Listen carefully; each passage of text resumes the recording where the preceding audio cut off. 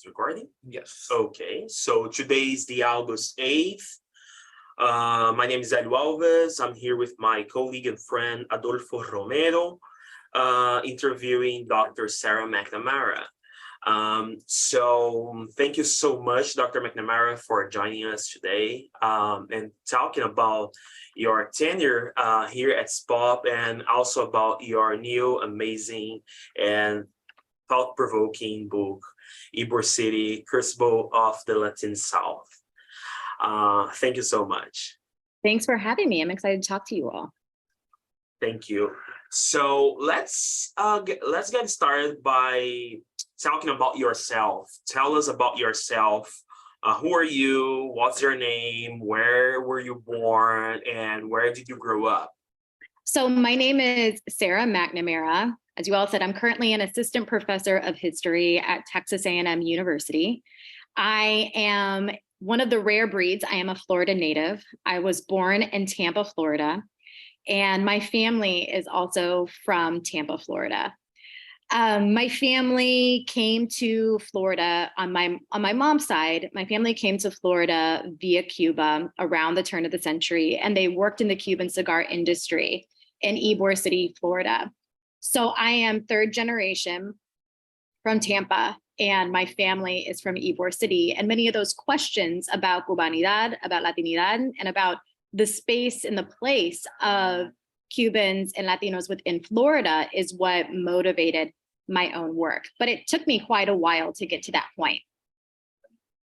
Okay. Can you tell us a little bit about your upbringing? In your book, you have amazing stories, narratives from your great grandmother, and then your grandmother, your mother, and now you. So I guess one question that I had, and I wanted to know, is like, did your experience differentiate? Obviously, the time changed in Ybor City by the time you were there already, but is there still some remnants of the past there left over that you grasped on as a child? And oh, for sure.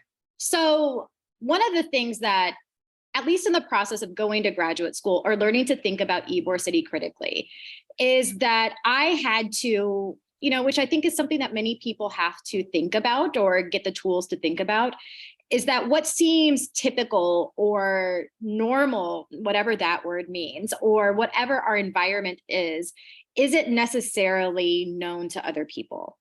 So I grew up in an environment where Ybor City felt very present to me.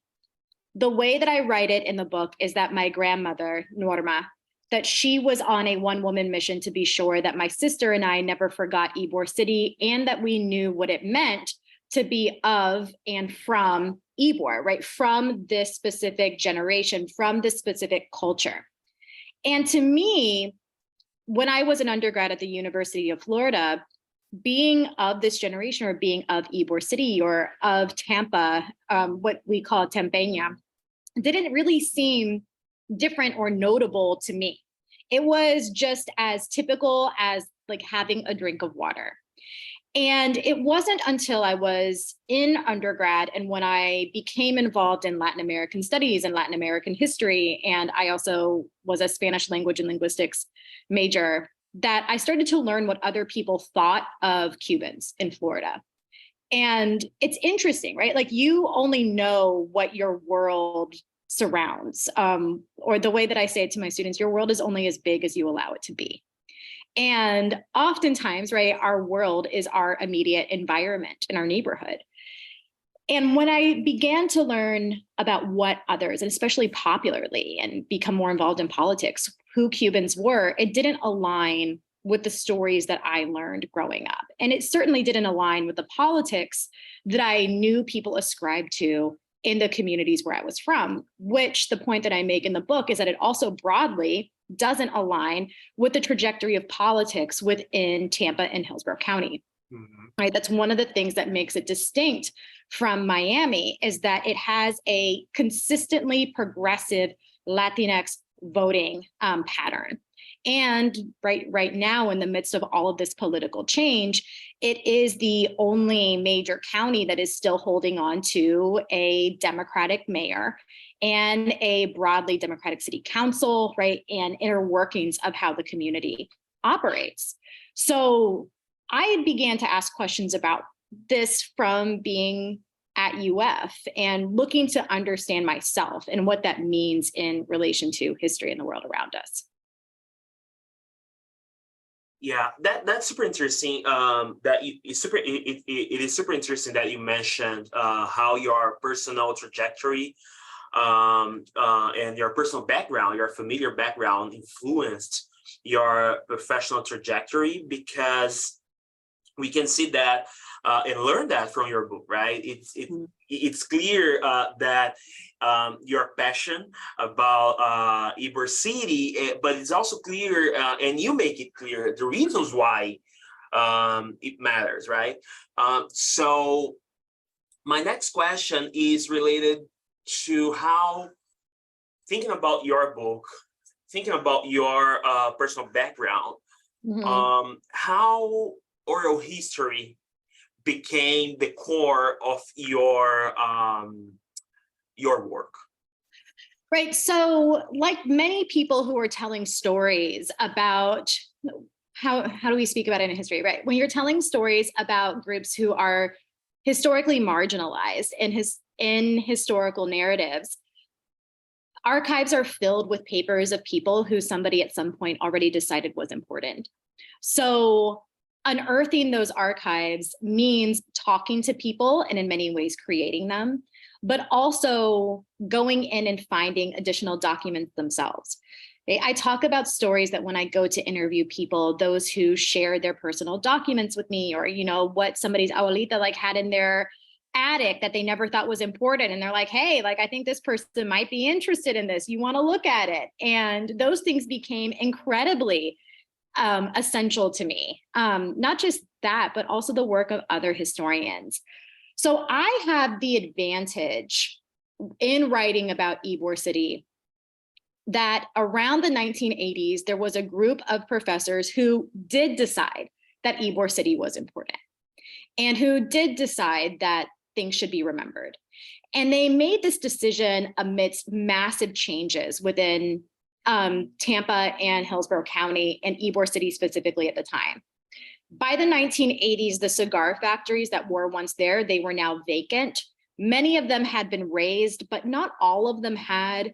There were still internal local leadership buildings that were around, and all of these documents from people were there.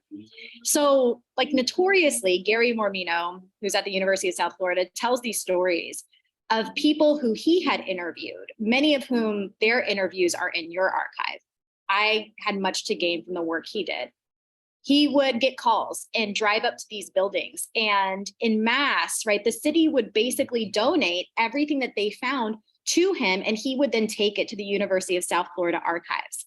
That is how so much of the documents that are there entered into the library. So that was something that was particularly beneficial to me. But at SPOHP, the University of Florida has a broader archive of oral histories of folks from Ybor City than the University of South Florida. You all have the core collection. George Pizzetta donated all of them to you all. So they're all in the little closet around the corner. They're still there. They're still there. They're still there. And I started going through those as an undergrad, and I finished going through all of them in grad school. And in the process, right, I started to just learn the texture and the history. And what I started to see in many ways was the stories that I heard growing up, or, you know, walking through the city, walking through Ybor. All of these things came to life in a way that I was very familiar with. But I noticed that the stories weren't necessarily singular, right? Ybor City wasn't singular to me. There was a common experience that other people had that was consistent within oral histories. And I will say, the process of writing a book is so much different than a dissertation.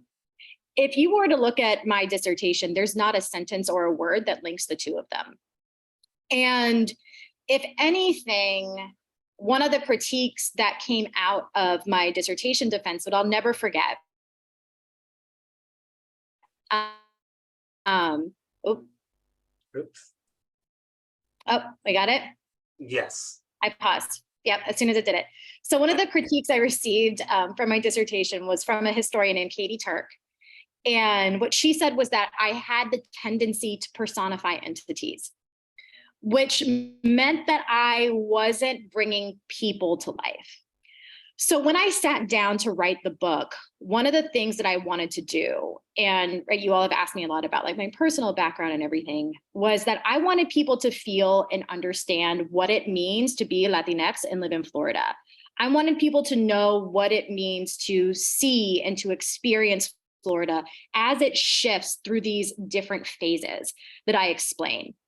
So oral history became a way for me to bring that to life.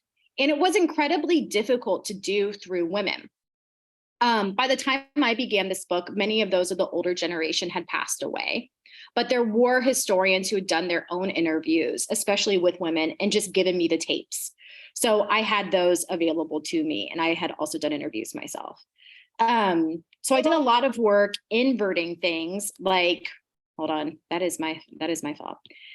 Inverting things like looking at census information or knowing enough about what was going on, going in and finding who someone's spouse was, inverting what was going on, which factory were they working at, then looking at the oral histories of what it was like to work in that factory, being able to then explain their life by combining census and documentary information with the oral history memories that existed. And through those two things, I can bring to life in that texture of how that operates. All right. No, thank you for sharing that with us. As I was reading your book, one thing that I love that and I think you personified, like you mentioned, you gave a voice to the individuals in your book. I love how you began with the history of Florida, the essence of it, and you brought good points and very good claims too. Like in the beginning, a lot of people don't know the true history, meaning like that the Spanish came in first, who are the first individuals that walk in the land in here? Rather, was it the British that just came in and, they're the ones that dominated? No, like, let's go back to the beginnings. And I love how you could set that for us and guided us all the way into the railroad systems coming in, the ferries going down. It's like everything's like you could just visualize. You made it like a roadmap, I want to say. Thank you so much. That was so cool. No, it's amazing. I was like, wow, I had so much fun just reading it because I'm like, I could just visualize everything that you're mentioning. It makes you feel like you're in the book. You're walking. You're experiencing the story. That was my goal. I wanted the writing to feel like you were experiencing it. Because one of the points I make in the book is that there is the Florida that many people believe it to be. I was talking about this on the radio yesterday, is that we imagine Florida as the place where we play, right? It's a place where Disney World naturally exists, right, in the landscape. Or, right, at the turn of the 20th century, where, of course, right, maybe Florida didn't exist until there were these beach resorts where everybody went. But all of those things, right, those are constructions. They're things that are put upon the landscape. They're things that arrive later. The infrastructure of what Florida is are the things that emerge long before statehood, right? That it was this area that has a different history, especially in terms of a Native American history than, right, the way that the state intersected with people in, say, like even Georgia, right? Georgia had a problem with Spanish Florida. And much of Georgia's problem with Spanish Florida leads to it being a high priority to become a state. But in the midst of all of these things, right, as Florida does become a state, it becomes a Southern state in a very specific way, where we need to remember that histories of enslavement are very much alive in Florida, that histories of Black codes are very much alive in Florida, that on top of that is grafted a history of Jim Crow. And then, right, we imagine that because Florida is or once was, right, a Spanish colony, that of course, right, there's a high population of Latinxes here, but really that doesn't start to be the case until Ybor City, until the period that I write about, right, making the case that it's the longest sustained Latinx community in the state. And within that, that meant that people were interacting with these different aspects and these different laws for the first time. And the way that they fit into them wasn't going to be necessarily clear. and that they are as much of a part of how they're going to interact with the state as the state is of how they're going to interact with them.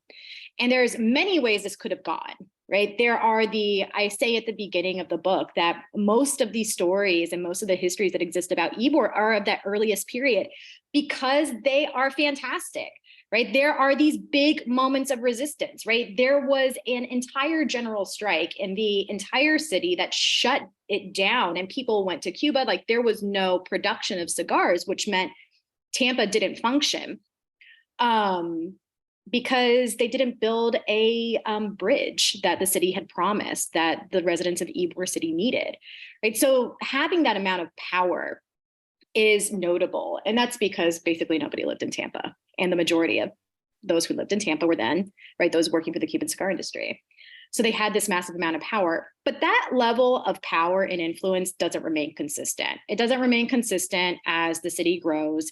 And by the 1930s, as people are fighting against fascism, right, they're also fighting against things that are happening here. By the 1940s, they start to make choices that don't necessarily align with that more, right, celebratory history. That even though I'm talking about a place that aligns as progressive or sees themselves as Democrats, there are contradictions within that, right? That nobody is in and of them, that somebody can experience racism and prejudice, but inculcate and project those same things onto other people. And that's one of the things at the core of my book. Yeah, going back to that early 1930s, one of the stories that really, or one of the activists, women activists, Moreno, her story was just remarkable. What I liked of what you did with the book is how you talked about not just like the organization that they did this amazing movement, but you gave humanity to the individual, having a kid, having them at a foster home, having that other side, her husband, not in the best conditions. He's not doing, taking care of his family, whatever it may be. Yeah, he was abusive. Yeah. Yeah, but definitely. And it's like, those are the stories that we don't hear often. We just hear like this is the greatness of what happens in an organization or not, or so forth. But you humanize the individual to show like, no, they had to choose, either family or the activism. And sometimes they chose the activism for the greater good, for the greater good, which is something powerful. One of my questions is about unions. How did you become involved? Like, when was your first realization about the movements within AFL, union workers? There's so many organizations that you mentioned throughout your book, which I wasn't even aware that were around in Tampa. In one region, you have this mecca of organizations, and maybe that's what created this ambiance of like people being able to fight for their own rights, and hold to that power. No, I mean, absolutely. So one of the things that's important to remember is that, and the way that I try to portray it in the book, is that Ybor City, around the turn of the century, and especially as you get to through the 1930s, I would argue that it ends around that point, right? It is, in a way, I describe it as a borderland, but it's because it's this space of where radical politics throughout the Caribbean and also throughout the United States intersects. So you get people like Luisa Capetillo from Puerto Rico, who comes to Ybor City. You get Jose Marti, who nobody in Tampa will ever let you forget that Jose Marti came here, right? That he came to Tampa. By the same token, you get people like Emma Goldman. You get people, right, like Carlo Tresca. So you have all of these folks who are a part of intellectual, leftist, radical ideologies who are also power holders within movements that range from anarchism to anarcho-syndicalism, communism, and socialism. And those who are in Tampa very much align with those ideas. If you were to look at a Sanborn map, right, of Tampa during this period, there are all of these cafes. And one of the stories, right, that's consistent if you're listening to oral histories is that somebody's always going to a cafe and somebody is always debating politics. And it's because, right, people would come and they give these big speeches at like the Centro Obrero or at in the streets, right, or even at a mutual aid society, but they would also just go and talk to people in cafes. And this was as much a part of the political culture as it was about, right, political performance or making allies. So when it came to unionism, unionism emerged in different ways, right? So at the turn of the century, there was independent unionism where people were like, forget the AFL-CIO, or, well, the CIO didn't exist yet, but Right. forget the AFL, forget like the Knights of Labor, like we're not doing any of that. We don't trust them, and they are nativist, which they were. That's not incorrect. And so instead they say we're going to create our own labor union, and they do, and it's called La Resistencia.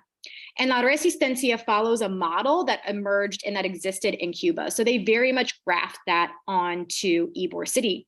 But there's a certain components that are important about La Resistencia, which affects the way the AFL and later, right, the CIO work to organize cigar workers. The AFL at the time, right, if you're looking at the 1880s, 1890s, is not organizing women. They're also saying, right, in the South especially, they're okay with Black people not belonging to unions. And those in Ybor City are like, no, like in order for this group to have any power, everybody has to be organized. And they all have to be in the same union. And so La Resistencia establishes that. And then later on, so La Resistencia burns like hot and bright, and then it, it dies. They become so successful that they put all of their capital and all of their energy into one strike, and the AFL is able to outspend them essentially. So the AFL becomes the primary union, the Cigar Makers International Union. And the CMIU does learn from what happened, and it changes the way that they operate in Florida, or at least the way they operate in Tampa. They say, okay, everybody's going to be in a union. When you look at the maps, one of the things that was really interesting to me was looking at where integrated unions were and where they were not. And Tampa is the one place where the CMIU, at least the one place in the South where the CMIU consistently had interracial unionism. And that's because white Cuban cigar workers wanted to organize alongside Afro-Cuban cigar workers because they were stronger together than they were apart. With that said, right, in the midst of that, there's a benefit for everyone. They didn't necessarily extend that to social spaces. They didn't necessarily extend that to where people live. They didn't necessarily extend that to equal pay, regardless of your race within the workplace, right? There were contradictions to that. So even when we think about powerful organizations or things like that, right, it doesn't necessarily translate to interracial unity the way we want to imagine that it was. And I will say that's one of the processes of me writing the book, is that when I sat down to write this, I thought I was just going to write a book about all these badass women. Like that was what I was there. And I'll never forget the first document where I was like, oh, like this is complicated and some of these are a problem. And it was when there's that big moment, right? You said like the second chapter and Luisa Moreno's story stands out to you. And it does to many people, right? Because it's pretty fantastic. But in the midst of all of this anti-fascist organizing, at the same time, there's a portion of people in Ybor who are writing petitions to the city of Tampa, asking them to forcibly segregate the city and asking them to forcibly segregate the neighborhood, because they're noticing that houses are coming down, that they are being flagged, that they're going to be raised, and that Blackness aligns with who is a priority for this and who is not. So their message becomes pretty clear, is that we are Latino and we're not Black. And that happens alongside an anti-fascist movement. So I say that in the introduction that, these things aren't necessarily mutually exclusive. And it's a process of learning from the past, not just emulating it. Oh, well, okay. Right before we move on, hold on, before I lose my train of thought here.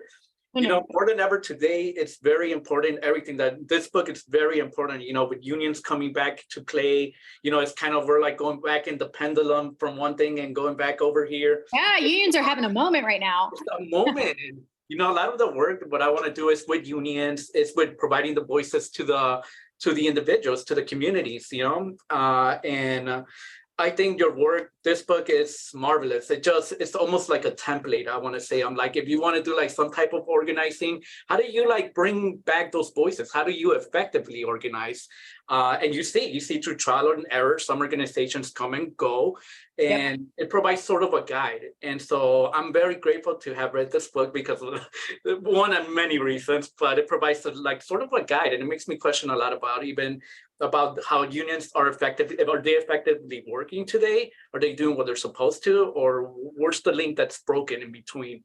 And hopefully, that's where we come in and, we do something about it. But it's more of a comment, I guess, that I want to say. No, you're totally right. I mean, the one thing to remember is that unions had such power in Florida in the 1930s that by the 1940s, Florida is the first state to enact a right to work policy. Right. So that entire trend begins in the state of Florida. And it didn't begin because unions were weak, right? It began because unions were powerful. And the difference is who sits in positions of elected authority and who has the ability to make and create legislation versus who are the people doing the work, who are the people making a state or making an economy or making a government function. And those are two different groups of people, right? So Florida did have some highly pro-union and pro-labor politicians in the 1940s and even into the 1950s who were advocating for these things, but there weren't enough of them. And that many people who were a part of that infrastructure are a part of that older version of Florida, right? That foundation that I worked to explain at the start of the book, they are a part of that history. And so when you say, right, here are large numbers of immigrant workers, right, and this state to this day does not operate without them. Right. And when you say, right, here are the different industries, or here are the different things that are working to rethink what the state is, right? And the state is incredibly diverse, right? That there is intense reaction to them. But it's also a history of who is traditionally in positions of power and what those positions of power look like. So who is elected is extremely important, right? That lesson, or at least like that, like a slogan that came out of 2016, right? When there was that group that emerged called Run for Something, right? It was aimed at women, but it is also just an important message, right? Things that we see in Florida today, and folks know, or at least those who are in those positions know what they're doing, right? We can critique them all day, but one of the things is that they know what they did. And among the things that they did is taking a playbook from what people did before. It is difficult for change to happen if you not only have to change the way people think or the way that they consider those living around them, but if you also have to change a law. Mm-hmm. So laws that have been passed that will have to be repealed. And the only way for them to be repealed is if different structures include different people who are willing to repeal them, which means that it is a much more complicated process if we're thinking about 2023 than it was in 2020. And that's just a structural reality, right? So in a way, right, what is enough, or what does this, necessarily look like? The part of the book, right, that propels forward and is, very much a part of my next project is those coming out of Ybor City. They do learn important lessons from this, and they become a very powerful political bloc coming out of the 1960s. So those in Ybor, right, the first federal judge who is Latino comes out of Ybor City. His name is E.J. Salcines. He's also gets appointed under Clinton. He's also accused of corruption in the 1980s when he's seen as becoming too powerful, right? So it ends up being a completely failed campaign. There are also, right, Bob Martinez is such an interesting figure, right? He is the first Latino governor of Florida. He was the head of the teachers union. He was one of the people who led the infamous teachers strike in the 1960s.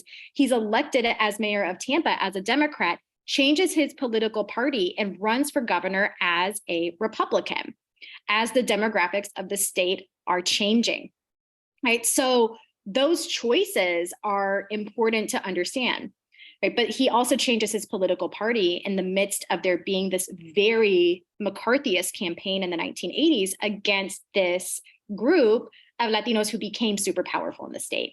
It's when you start to see there being a really distinct difference and kind of power struggle between those who are post 59 immigrants who come to Florida and are Cuban, and those who are from Ybor City and had created a very staunch Democratic voting bloc.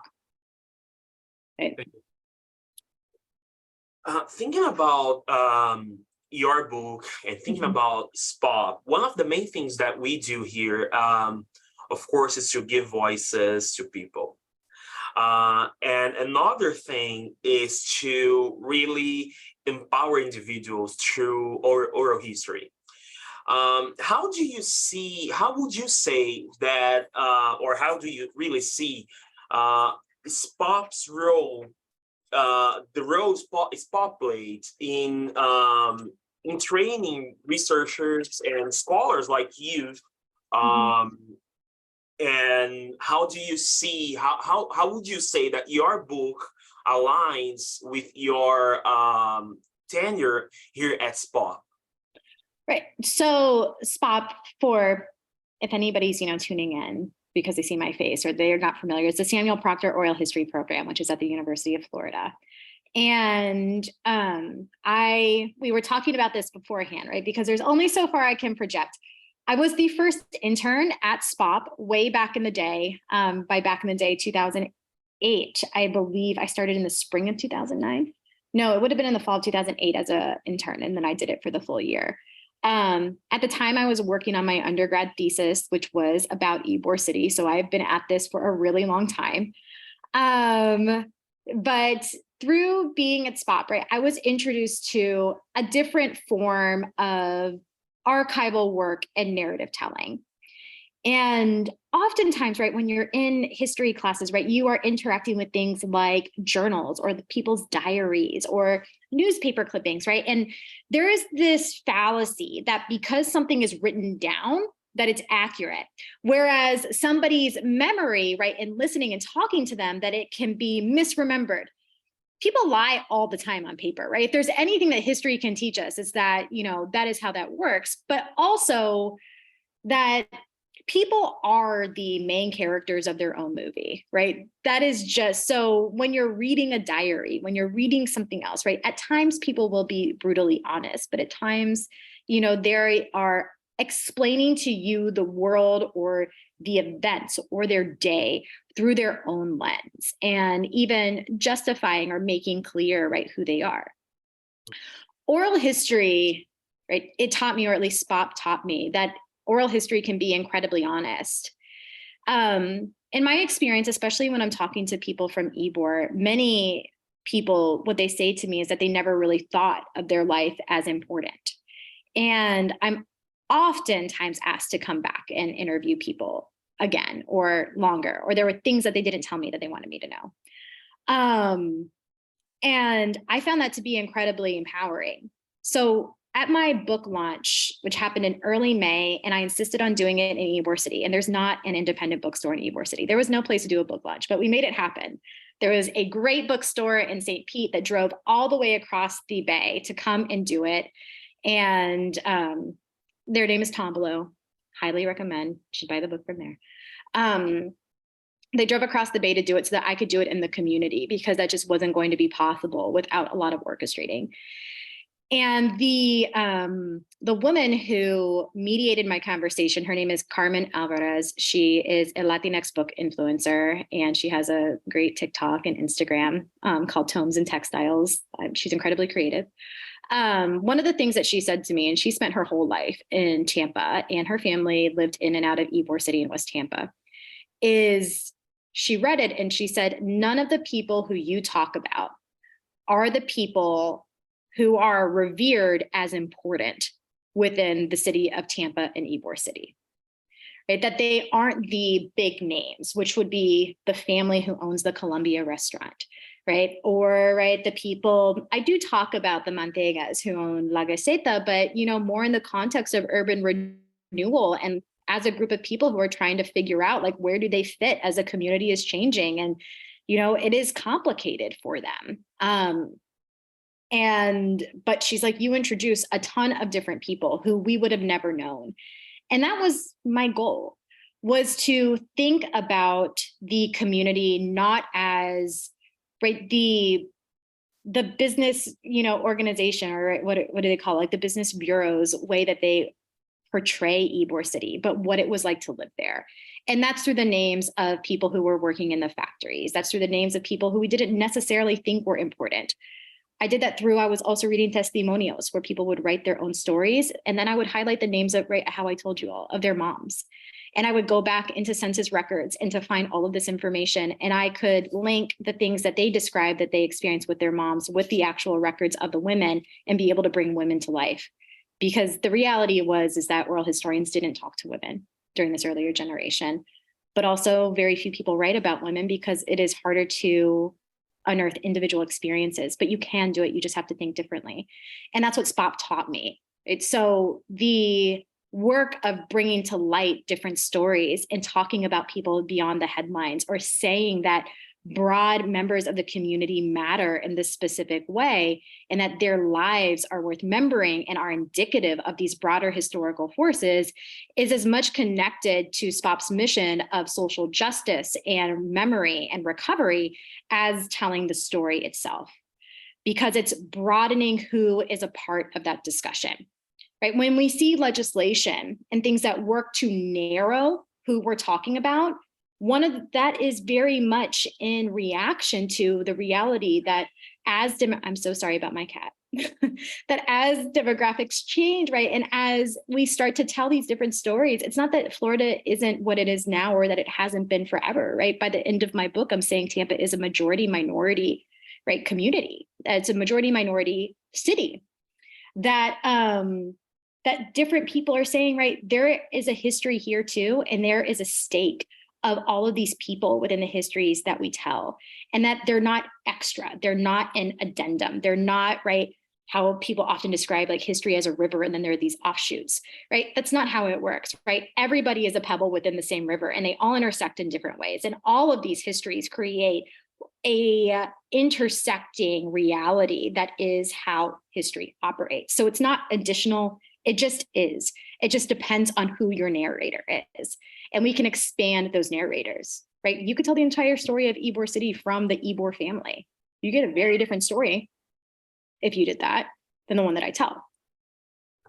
Yeah, as we talk about how empowering oral history is, this also shows how your book is empowering. And the reasons why your book is different from the others, right?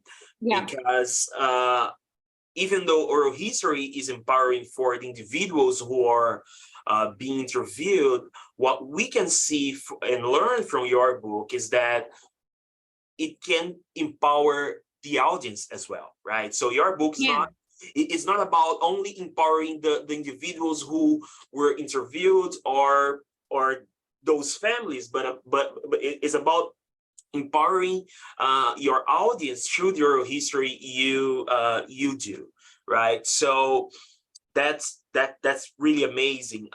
But speaking of how empowering is our oral history, what is challenging about oral history from your perspective and from your experience in writing this book? Scheduling. Scheduling is really hard. I know I was talking to a graduate student not too long ago, and they were, talking about some impediments they had. And one of them was, running out of funding or needing to finish early and wanting to begin an oral history project. And I was like, whoa, you got to ask yourself if the oral histories that you're planning to do are going to elicit a different narrative than all the oral histories that have already been done, right? I think that one of the biggest stumbling blocks that many of us oftentimes have is using the resources that are available to us. People did all of these oral history projects so that we all can use them. That is why they're there, that they have saved these, that they have gone through this work, they have done these coordinated efforts, and they didn't necessarily write a book out of them, right? That they did it with the intention to create an archive and to harness those memories and to share the texture of what people and places were, right? SPOHP has thousands of interviews in it, right? I went to graduate school at the University of North Carolina at Chapel Hill.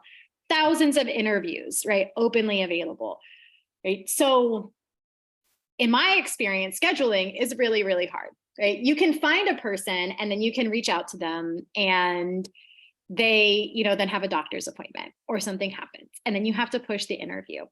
And when you push the interview, then, right, you're also kind of hoping to get that interview so that they can talk to you. And then they, inevitably you build a rapport and they're like, you should speak to these 5 people, right? So scheduling and time is something that is, I think, incredibly difficult. The other thing that I would say as a piece of advice about oral history, I think that prep is really important, but also realizing that you're probably never going to ask the questions that you initially walk in with. I begin every oral history the same way when I do them, and I always begin not dissimilarly from how you all began. I ask, could you tell me your name and where you're from and where you grew up? And they tell me a bit about that. But then the next question that I ask is almost always, could you tell me about your grandparents? Because sometimes people have, right, all of these mixed emotions connected to their immediate family. But in my experience, most people have very positive memories of their grandparents. But even if they don't, it's less personal in a way than it is with immediate family members.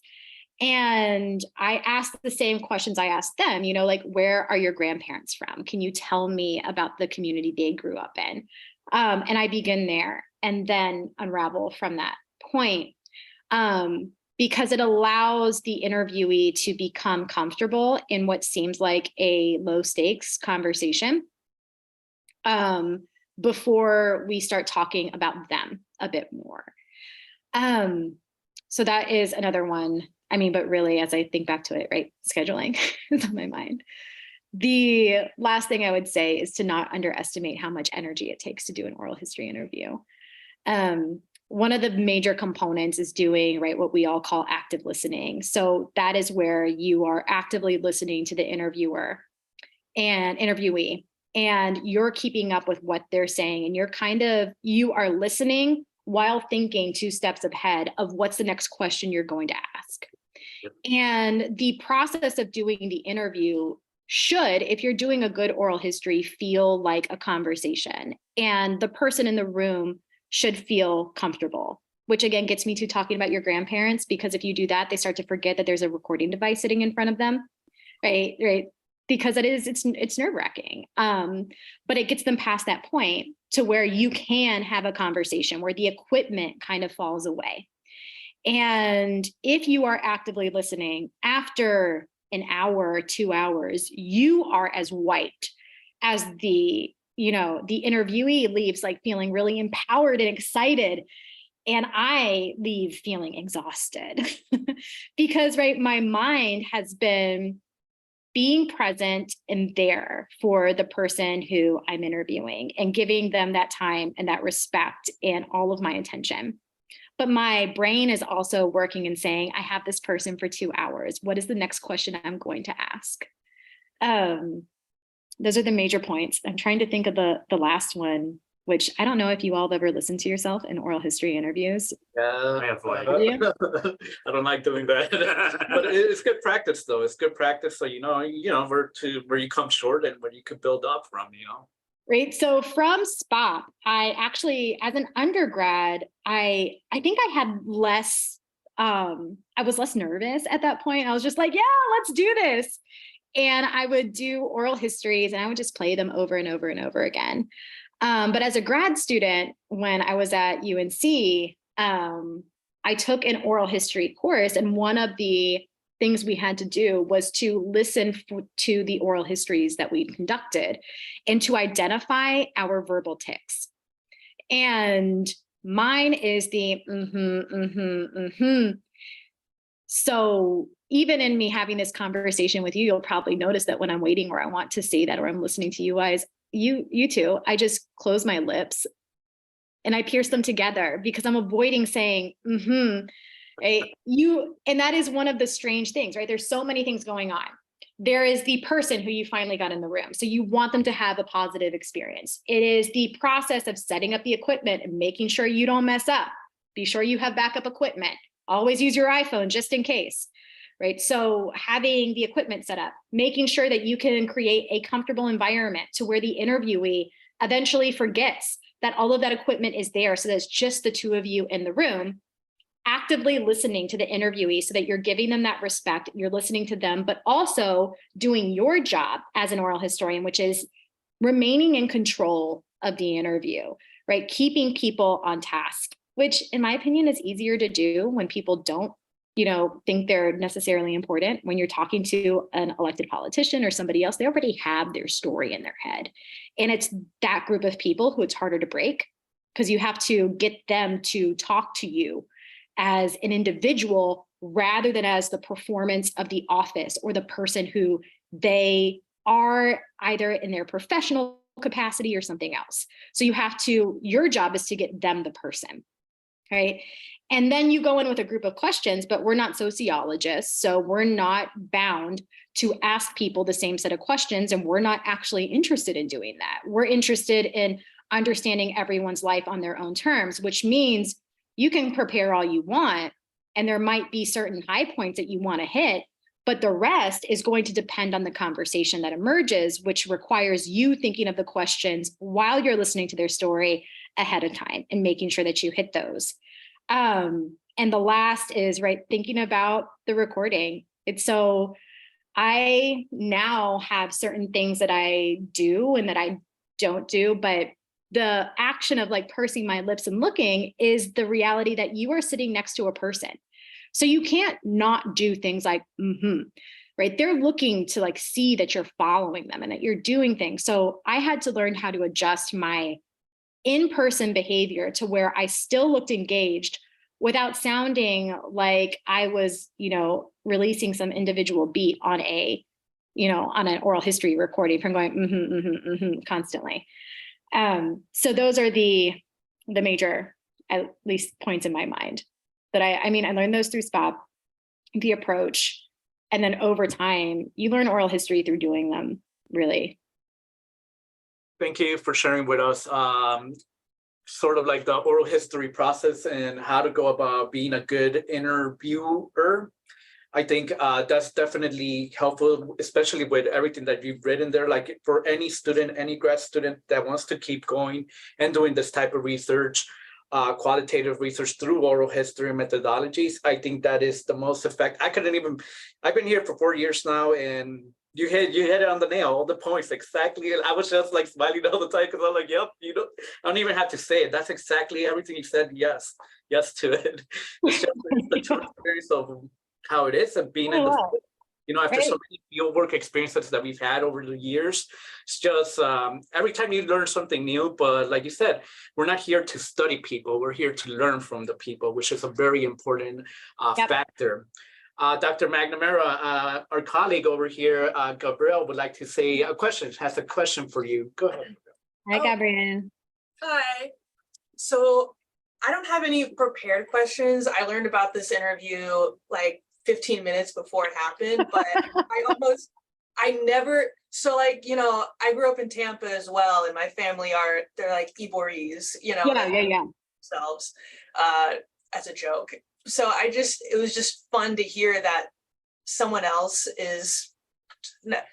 recognizes the importance of Ybor City and Ybor City Cubans, because I don't know, what is your experience writing the book and getting interviews from people? Because I noticed that like my grandfather, he was born in like 1945, Ybor City Cuban, and even though he was born in America, he like strongly identifies himself as Cuban. But like the generation born like that kind of grew up in the 80s, I noticed what you're talking about, that like political shift. They're like the identification with being Latino changes. But it's strange because objectively they are Cuban, like their background is entirely Cuban, but they'll say like, no, I'm Spanish.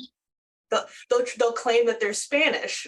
You're right. I hear that all the time. So I don't know, like, what experiences you have with that while you were taking recordings for the books, like the difference between that generation and the generation before it. So there was, and I believe I talk about this in the intro to the book. I'm pretty sure I do. It's an interview that I did as an undergrad at Florida, actually, the interview that I cited in the beginning of the book. So there is one person who I interviewed, and I asked everybody this question, but I felt like he said it most clearly.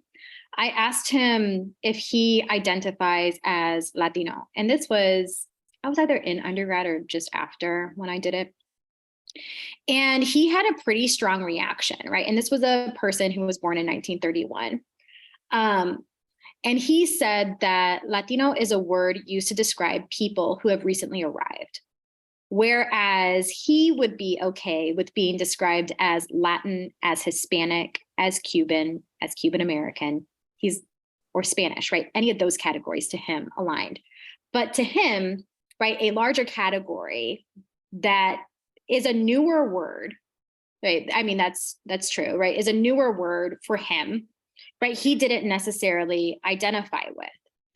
And the point that I make in the book is that I'm going to use this word throughout because there are more commonalities, common experiences between different groups of people, especially if we take into context where they are from and the context within which they are arriving, then there are differences. And by using or saying that I'm not like this person, right, we are inhibiting those links from happening. That doesn't mean that that isn't how a person sees themselves, right? I was pretty clear that that's what I'm doing. And which isn't dissimilar from historians who are looking at the past and saying, right, this person from 1920 was a feminist, right? The word didn't exist then, they would have never identified that way, but it is aligning with these ideologies.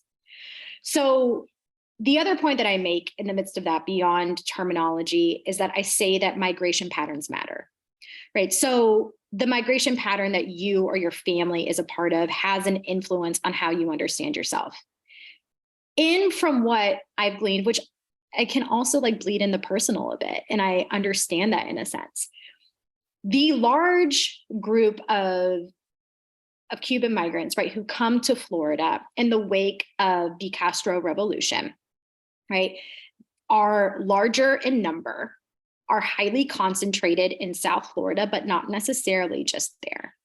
But by 1980, right, there are multiple waves of Cuban migrants and immigrants, right, who are defining themselves as exiles who have come to Florida in the wake of, right, Castro, of the end of the 26th of July movement. So you have the immediate, right, migration, right, that happens from 59 to, let's say, like 65. You have another group who comes in the 1970s. You had the Balseros, right, by the 1980s. And all of these groups are different, right? They're different in terms of racial categories. They're different in terms of class association. But the large influx of people into South Florida and in the wake, right, of Castro means that people are understanding themselves, or at least their immigration or why they're coming to the United States, very much in contrast to this specific moment. Those in Tampa, right, the idea of being Cuban is something different. And there's one interview that I also cite where what the person is explaining is that they saw themselves as an exile in contrast to those who came in the 1950s, right? They're like, we are here because of you, right? Especially those who came in the immediate wake, right? The class and racial differences of the 1970s and 1980s is different than the immediate, right? Those who left Cuba in the immediate wake. So those things, they shift and they're different. But being Cuban and being from Tampa, right? If being Cuban becomes associated so closely with a culture that is out of South Florida or out of Miami, or that emerges in a post or in a Cold War context, that's something that's really different for people from Tampa. So when you meet other people in Florida and you're like, I'm Cuban, right? The idea of what Cuban means is so closely associated with South Florida that there isn't always space for this. And I interact with that in my own life, right? When people are like, oh, you know, like Sarah's Latina, like, what does this mean?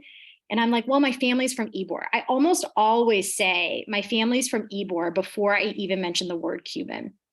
Because the moment that you say Cuban, right, there is a specific association. And both my family and your family is generationally removed from the island, whereas the island plays a much stronger role in the lives of those who can remember coming post 1959, or right, what that meant to them, right? That plays a central role.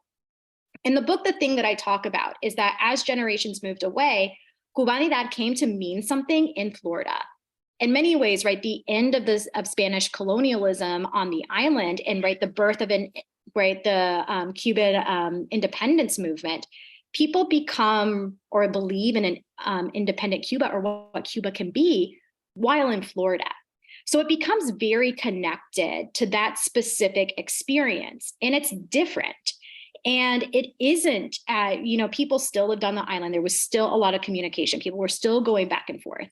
But as generations moved onward, their concerns were, am I going to get a job? Am I going to be able to pay my mortgage? It wasn't as closely connected in the same way that it lived immediately. It doesn't mean they didn't care. And it doesn't mean that they're not Cuban. It means that their migration pattern, why they left, the context into which they immigrated, and the generations that followed are a different story, just as it would be for anyone. Does that get at the heart of your question? Oh yeah, it puts words to the many existential crises I've had about my ethnicity and what it means compared to the popular definition of Cuban, because you're right, growing up, I didn't know how to explain. I would, because when you're a white Latino, if you try to say I kind of if you say that you're Cuban, people are was your great grandmother Cuban, and you're just kind of lying about it to look cool or something, because your definition of Cuban is different from what they expect, which is you're from Miami and your family came more recently. So when you have to do all this extra explaining, you're well, maybe I shouldn't be identifying myself this way. But you put an excellent background to what I couldn't always fully piece together as someone who didn't have a full education of what their background was. It's, you just know it, you're right, in the day-to-day sense for what a person in Ybor is living. Yeah. And I totally understand what you're saying, right? Where I said, right, my first explanation I'll often say, right, my family's from Ybor is the first thing that I'll say, and which probably follows with far too long of an explanation. But a kind of a parallel that I think lives more frequently in our minds is, right, from teaching in Texas. I can pin to Texas a bit. One thing that I found, at least in Florida, which is very different from Texas, and I've talked to some of my colleagues about this. So most of my colleagues who do Latinx history, right, they're Mexican American. And some of their families have long roots in Texas, while as others are more recent. And in Texas, there is this, culture of being Tejano or being Tejana, right?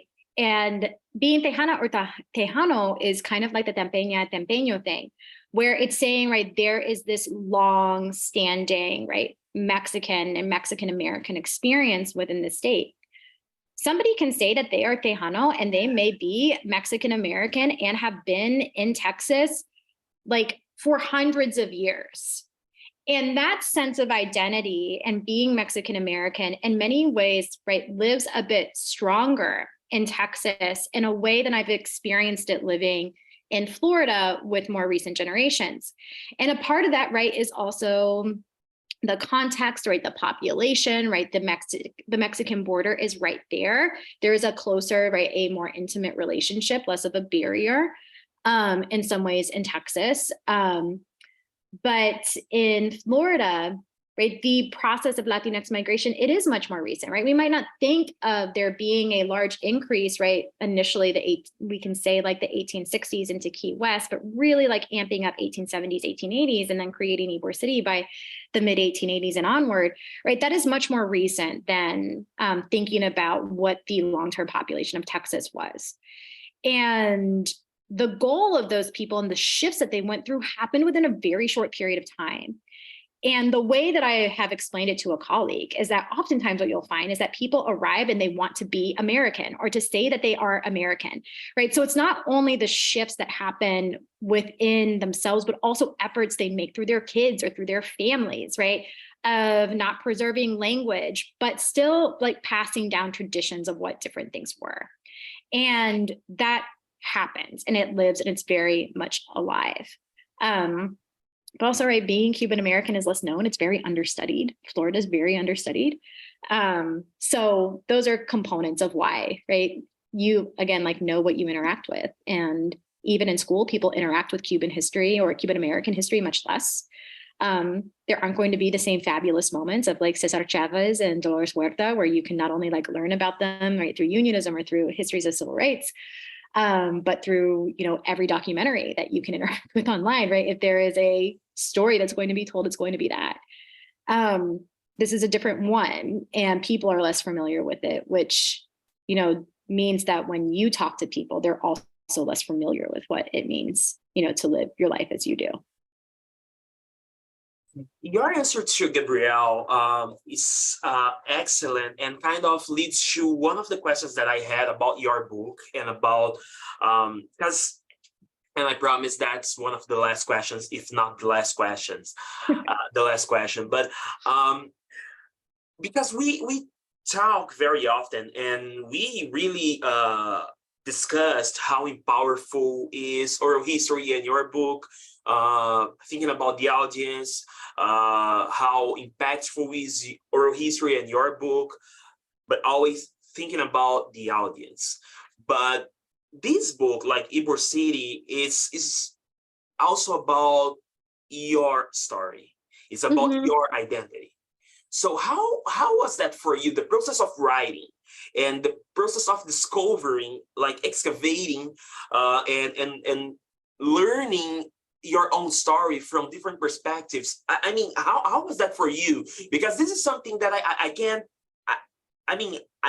imagine how like interesting, but how challenging it was for you, right? So how was that for you? Alia, like one of the things, at least if we can step back, right, the process that you're asking me about is not dissimilar from what, right, a lot of reactionary legislation is right now. Like, what does it mean to become uncomfortable with the very person who you are, and trying to create a version of the past that is comfortable for everyone? So I'll start with, my family was not originally written into the book. You will not find them in the thesis, my undergrad thesis. You won't find them in my MA, and you will not find them in my dissertation. You won't even find them in the first 2 iterations of the book draft that went out to peer reviewers.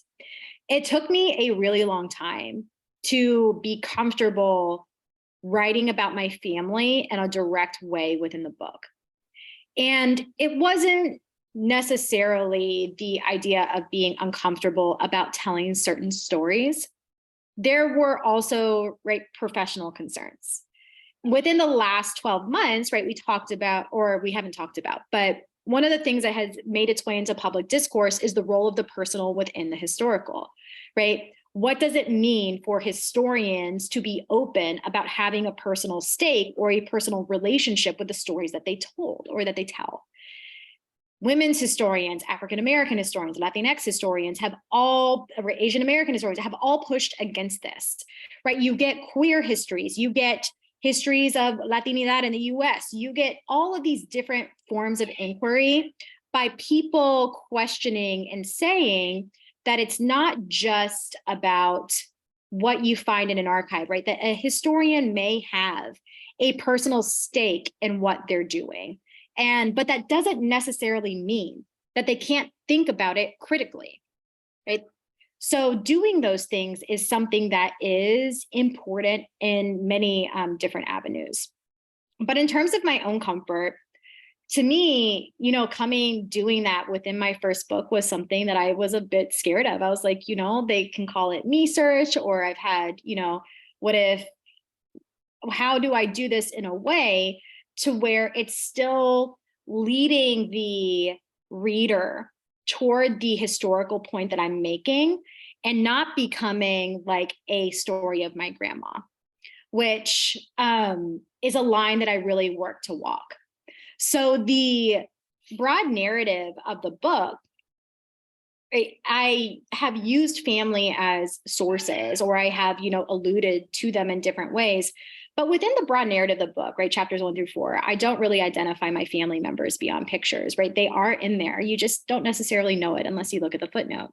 It's the intro and the conclusion where I'm very open about those two components.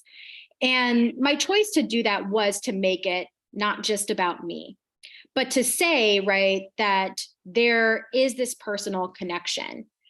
My book was, when I told you all that I wanted to write Florida in a way, I'm so sorry about my cat. We're going to have to edit that. When I told you all that I wanted to write Florida in a way, can you all hold on a second? Let me give her a snack and she'll be fine. Okay. I'm sorry, everyone. There was my breaking point. We do edit these, right? That's what Yeah. we put on the transcript, brackets, and then like cat was meowing. Cat Was meowing. She was meowing. She's very vocal. You know, she didn't want a snack. She wanted to get at this other cat. But anyway, so when I was telling you all that I wanted to write Florida in a way that connected other people, my book was, when I signed the contract, it was classified as a crossover, which meant that my press, in some ways, expected the book to land well with a public audience while remaining academic, which to me also meant I needed to write the book the way I wanted to write it, but also in a way that would make my mom want to read it. And that wasn't like why the personal was in there, but,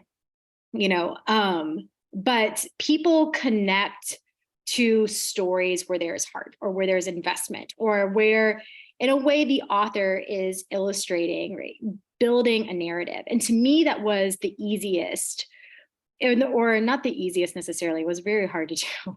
It was a way for me to connect with the audience who was going to read this book. By imagining my family, by tracing them, and by making clear, right, having this specific connection to these things. I'm not the only author to do that, or even the only academic to do that. I read a ton of models of how to do it well and how to do it while remaining analytic.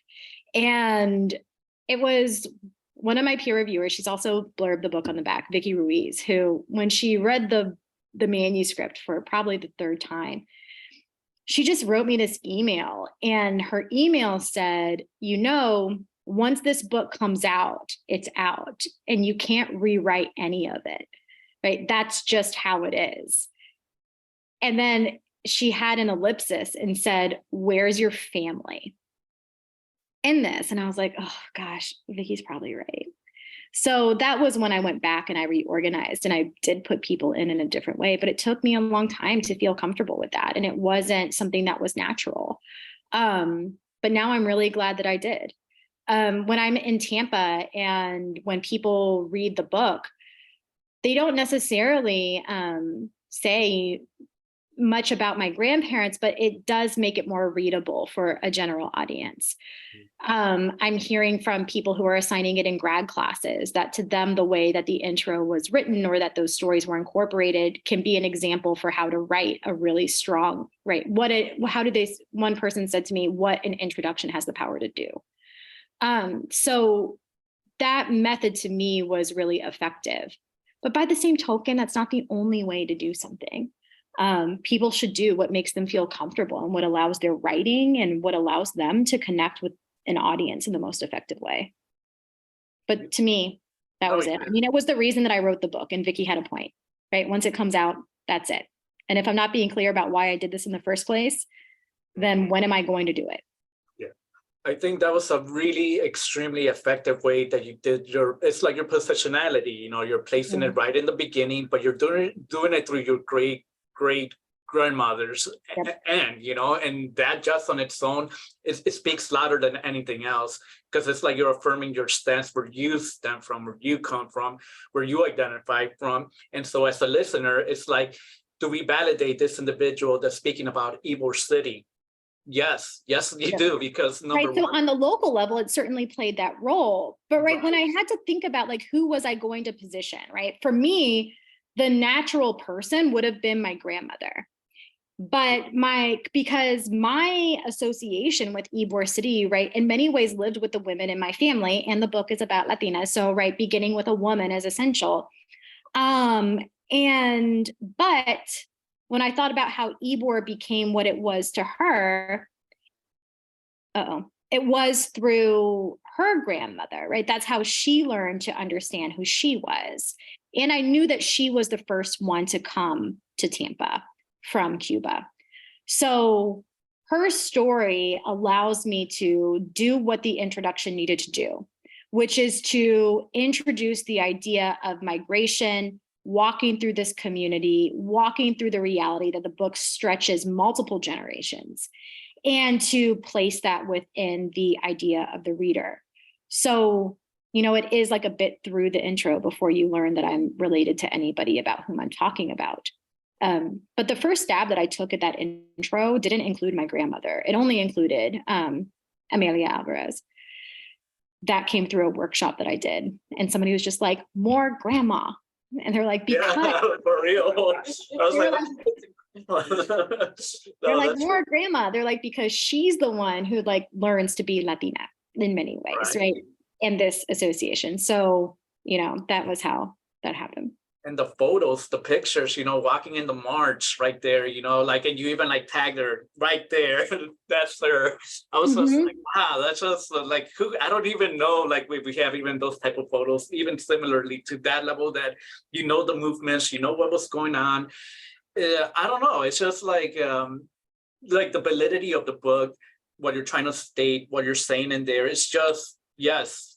Like one comment that you made to Gabriel, like, like the way that we are taught, or at least on my end, the way I was taught through Latin American studies under my undergrad, my grad, in the Midwest, and then over here in Florida region about the Cuban experience. You hear really about the 1950s moving forward, but what about before? What about like Ybor? Like, this is all new to me when I was reading all this. I knew like cigar makers came in, big thing, Key West and Tampa, but I did not understand the behind the story. Like, what was the context behind all this? How did it happen?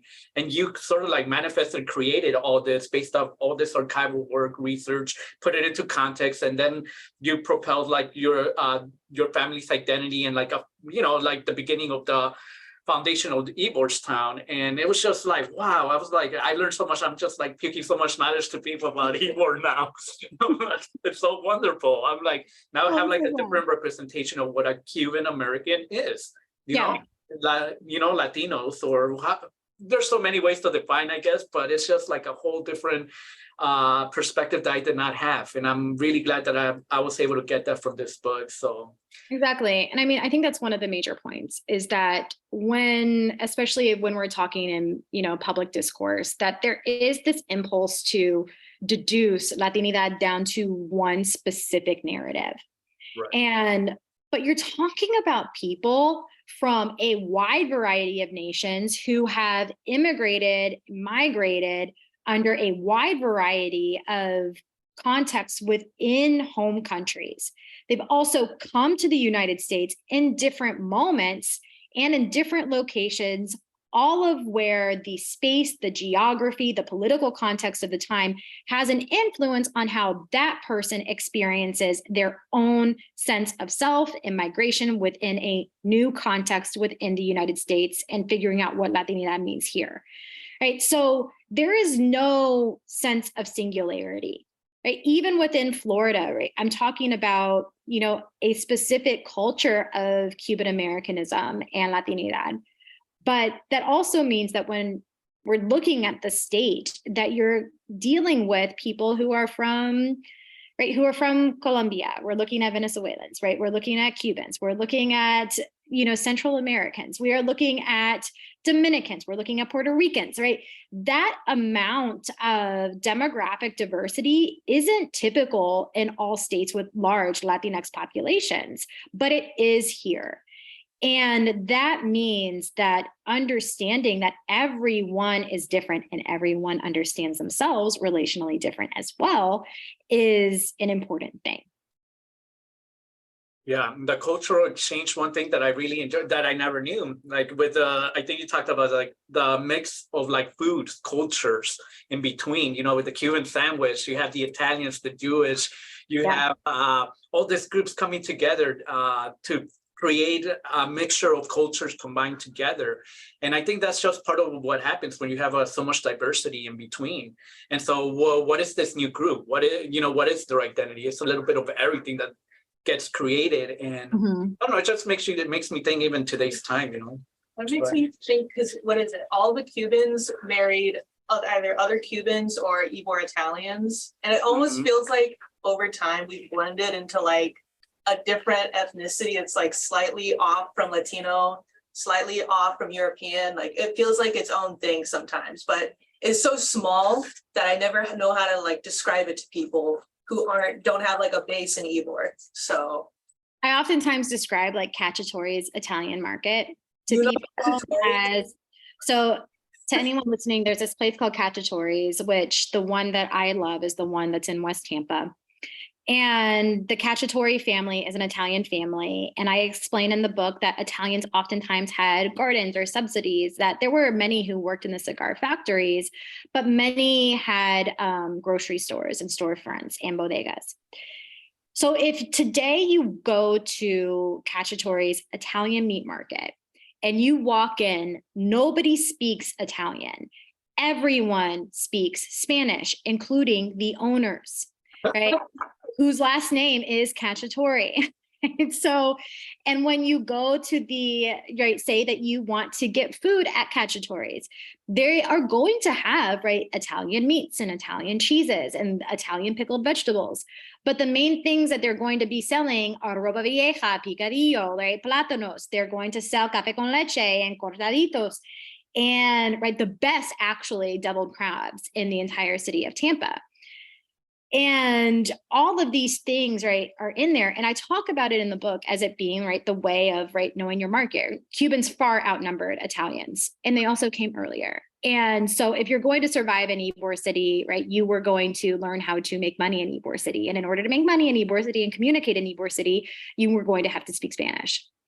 And that becomes, one of the cornerstones of how, those things operated. But yeah, Cacciatore's Italian meat market is like the Ybor City bodega, essentially. And that is what it's called. But if you don't speak Spanish, you're going to have a hard time at Cacciatore's Italian meat market.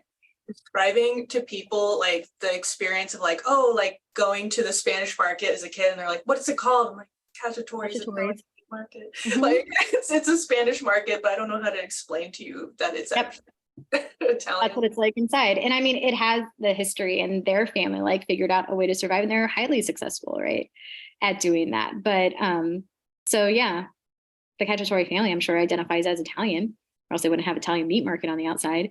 But that is the reality of working in there. And I think most employees, many employees are Cuban. I can tell, at least accent wise, some are Puerto Rican, Dominican, who are working there.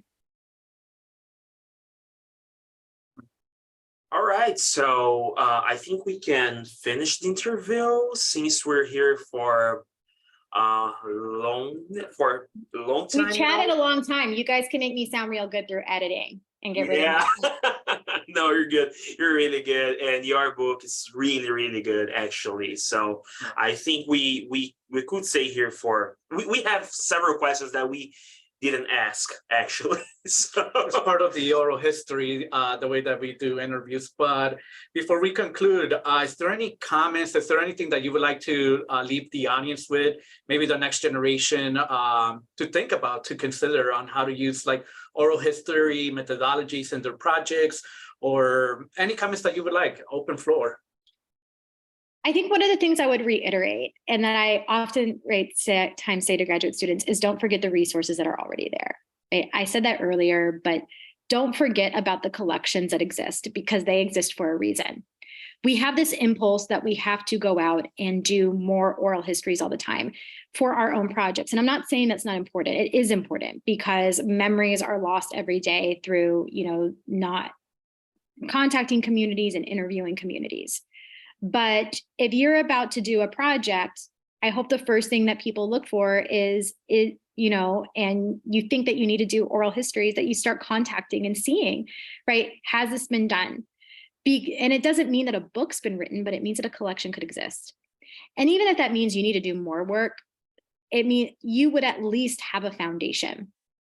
I always tell my students that if you're considering oral history, you should never walk into an interview not knowing what happened. Right? Your interviewee is not the way for you to know what the New Deal is. It's not your way to know what happened in the 1940s. It's not your way to know what happened in the 1950s. You should know that walking in the room.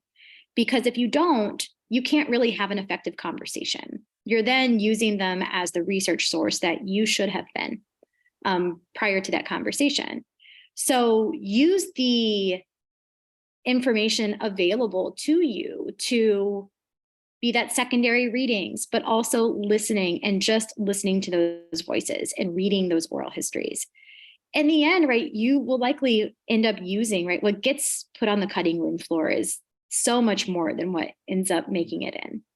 But it doesn't mean that those stories weren't a part of how you formulated your thesis or how you understood patterns or how you got to know a community. So I would encourage people to listen to what's there as much as they have the impulse to go out and gather more.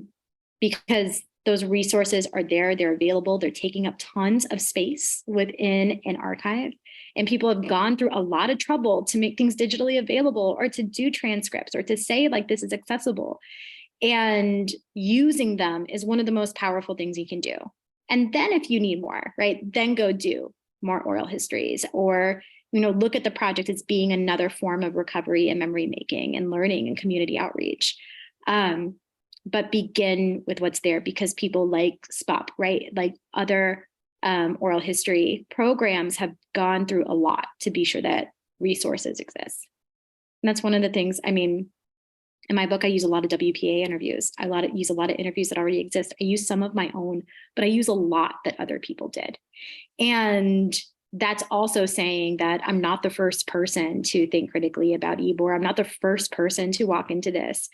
And it's walking through and saying thank you to the multiple generations of historians and oral historians who've done that work because their work was worth doing and it was super important and it's what allowed me to get here. Wow. Spoken like a true historian, I must say. Thank you so much. With that said, we're going to conclude the interview for now. So Dr. McNamara, thank you so much for making time. I know we were over the hour, but your input's invaluable and we thank you again, okay? Thank you so much. It was great chatting with you all.